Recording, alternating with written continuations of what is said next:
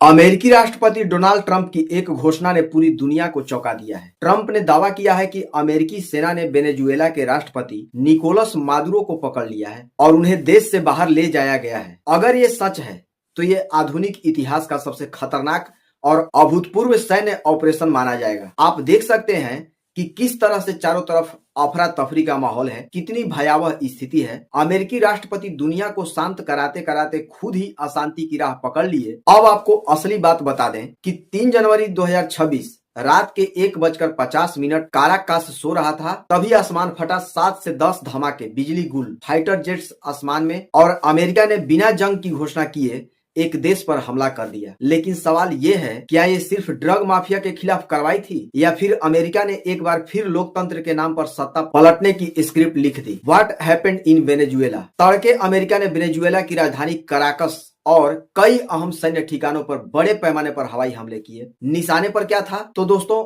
Fort tuna सबसे बड़ा सैन्य अड्डा, ला कार्लोटा एयरबेस, मिलिट्री फैसिलिटी और एयरपोर्ट पावर इंफ्रास्ट्रक्चर। धमाके इतने तेज थे कि सीएनएन के मुताबिक घरों की खिड़कियां तक कांप गई।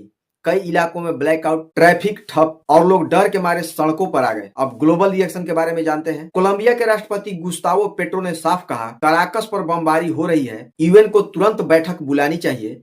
और दूसरी तरफ वेनेजुएला के सरकार ने देश में राष्ट्रीय इमरजेंसी घोषित कर दी। अब क्या कहानी बनाकर वेनेजुएला पर बम बरसाया गया, तो अमेरिका का ऑफिशियल स्टोरी सुनिए। अमेरिका का दावा है ये हमला ड्रग कार्टेल के खिलाफ था। अमेरिका क्या कहता है? मादुरो सरकार ड्रग तस्करी चला रही है। अमेरिका में फेंटेनाइल की सप्लाई यहीं से होती है। ट्रंप ने पहले ही कह दिया था, अब समुद्र नहीं जमीन पर हमला होगा। बट द रियल क्वेश्चन ये है क्या? अगर ये सिर्फ ड्रग्स के खिलाफ जंग थी तो सवाल उठते हैं, क्या ड्रग माफिया सिर्फ वेनेजुएला में है? मैक्सिको, कोलंबिया, अफगानिस्तान पर ऐसे हमले क्यों नहीं? हमला राजधानी और एयर बेस पर ही क्यों? तेल से भरपूर देश ही बार बार अमेरिका के निशाने पर क्यों? दूसरी तरफ अमेरिका के बयान के बाद अभी तक वेनेजुएला सरकार की तरफ से कोई आधिकारिक पुष्टि नहीं। मादुरो सार्वजनिक रूप से सामने नहीं आए। सोशल मीडिया पर अफवाहें और काउंटर क्लेम। कुछ एक्सपर्ट मान रहे हैं कि मादुरो को हाउस अरेस्ट या सुरक्षित स्थान पर ले जाया गया हो सकता है, या ये मनोवैज्ञानिक युद्ध भी हो सकता है। अगर दावा सच हुआ तो अगर मादुरो पकड़े गए तो रूस चीन खुलकर मैदान में उतर सकते हैं। तीसरे विश्व युद्ध की आशंका और गहरी हो जाएगी। अमेरिका पर तानाशाही थोपने का आरोप, यानी दुनिया एक खतरनाक मोड़ पर खड़ी है। याद कीजिए, इराक WMD का बहाना,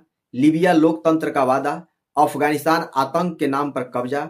हर बार कहानी अलग, लेकिन नतीजा एक, सत्ता परिवर्तन और संसाधनों पर कब्जा। आपको बता दें कि वेनेजुएला के पास दुनिया का सबसे बड़ा तेल भंडार है। मादुरो सरकार अमेरिका की कठपुतली नहीं है, यही उसकी सबसे बड़ी गलती है। अमेरिका ने क्या किया? बड़े प्रतिबंध लगाए, अर्थव्यवस्था तोड़ी, विपक्ष को सपोर्ट किया, अब सीधा सैन्य हमला। विशेषज्ञों का मानना है ये ड्रग्स नहीं, रिजिम चेंज ऑपरेशन हो सकता है। रूस चीन ईरान की नजर, यूएन में टकराव तय।